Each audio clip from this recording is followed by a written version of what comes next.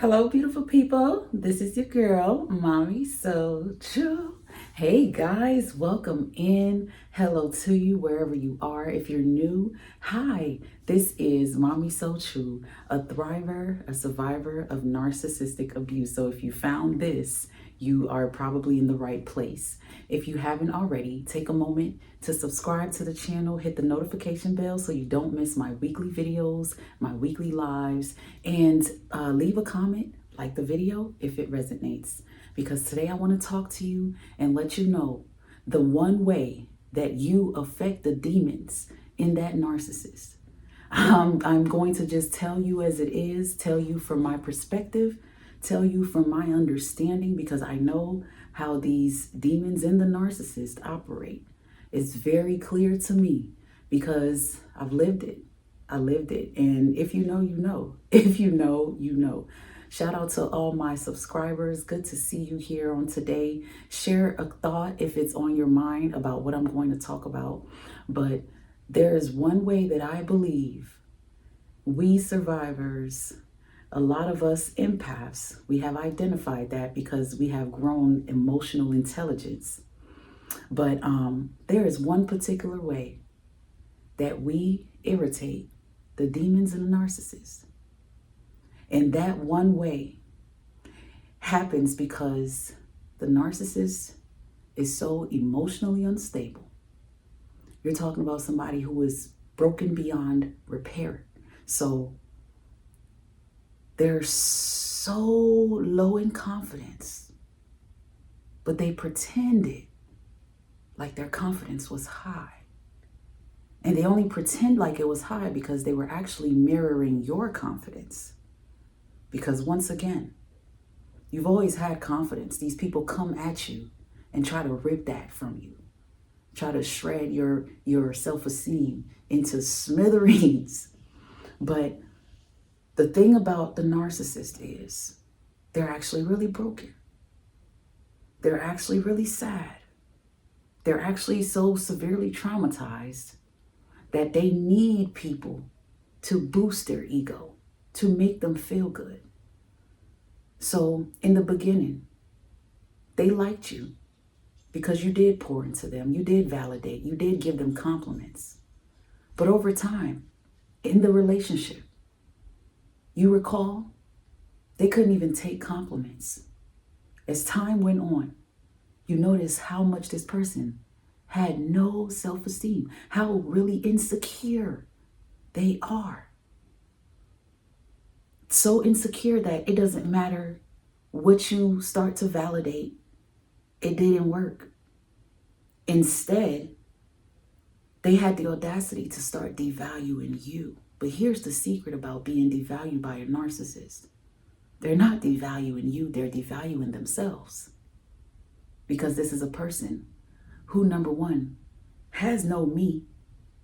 They've picked up all these me's from different people throughout their life. They've picked up ways of different people that they've met, people they idolize, because they're followers, and so that's why they're demonically influenced.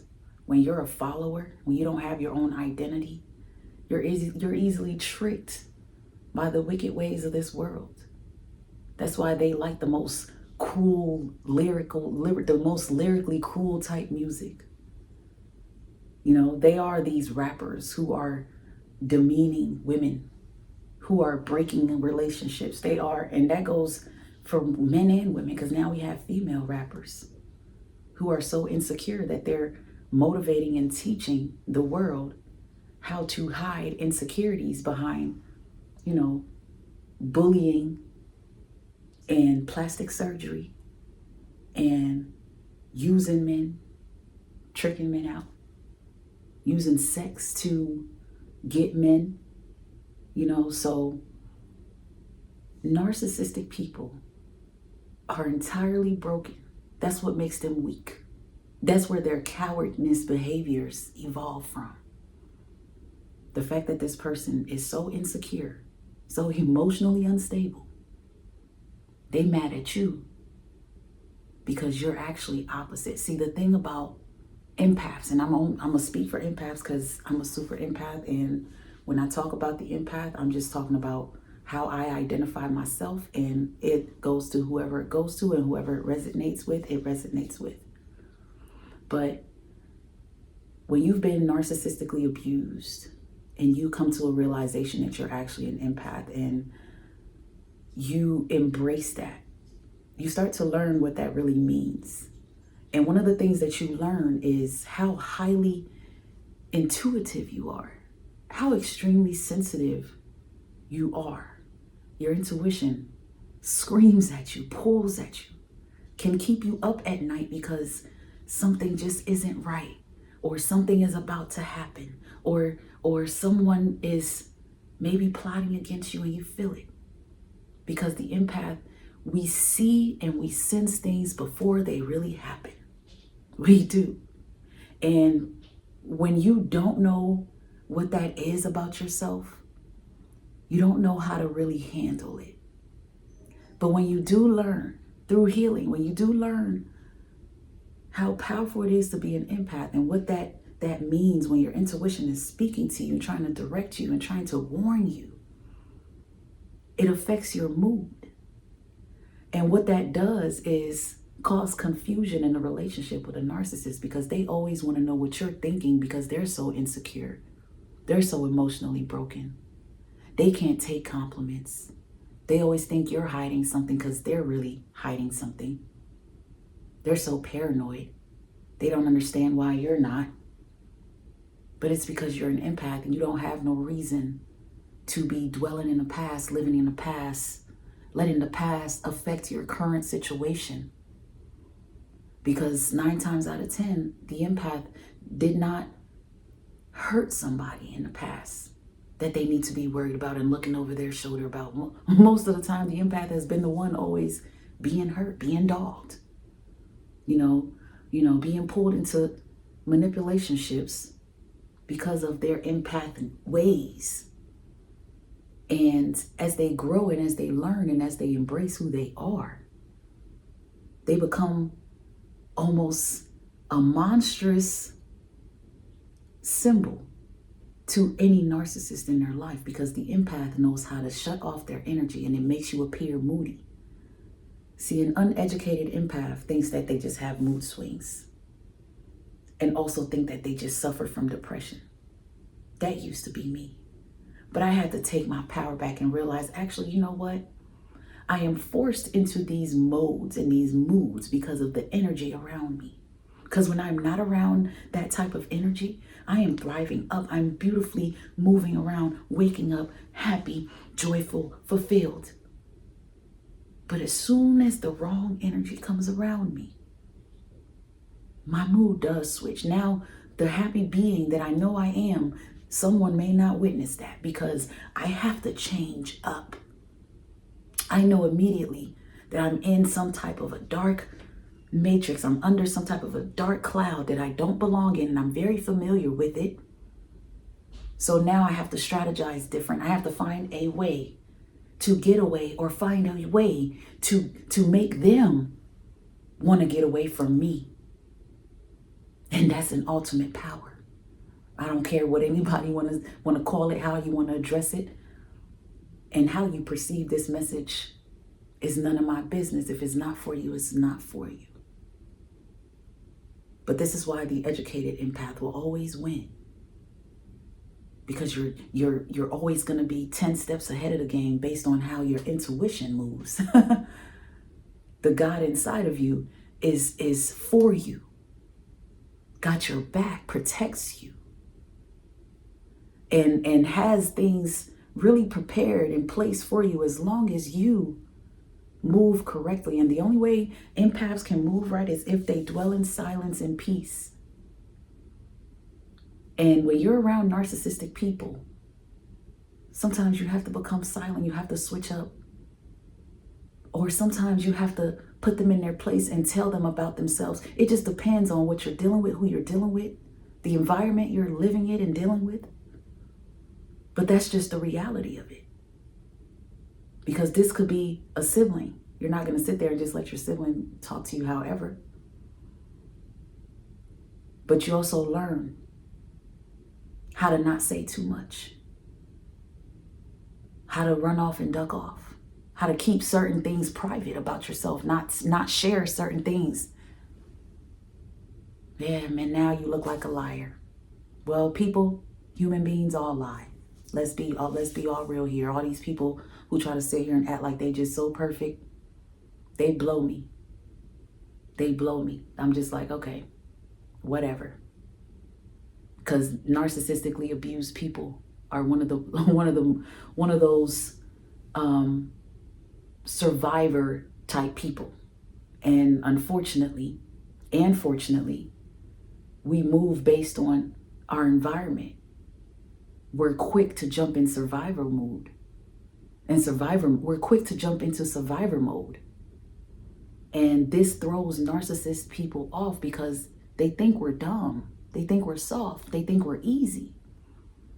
So as soon as we start moving silently, or we start standing up for ourselves, we start setting boundaries, we start saying no, they look at us like, who the hell is this?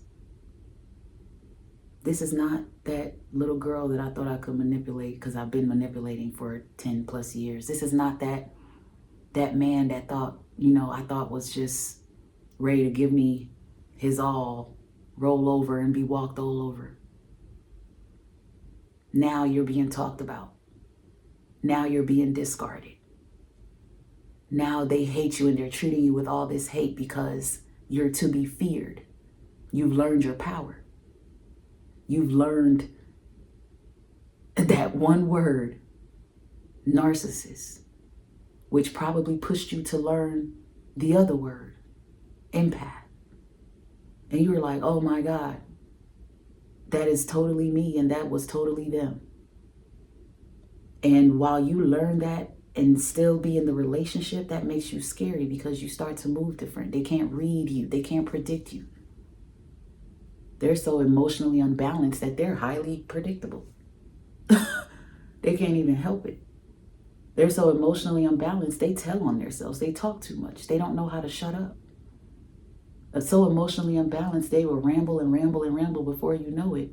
If you listen closely, they're literally telling you to run for your life because they are no good for you. They really don't care about you. They're really not worried about you. They're really stuck in their brokenness.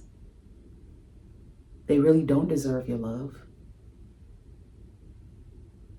And that awoken empath, that educated empath, that empowered empath, you're the one who irritates the demons inside of that narcissist because you're the one who sits back, you start to observe, and you're like, you are not the person you said you were. You are not as godly as you appear to be.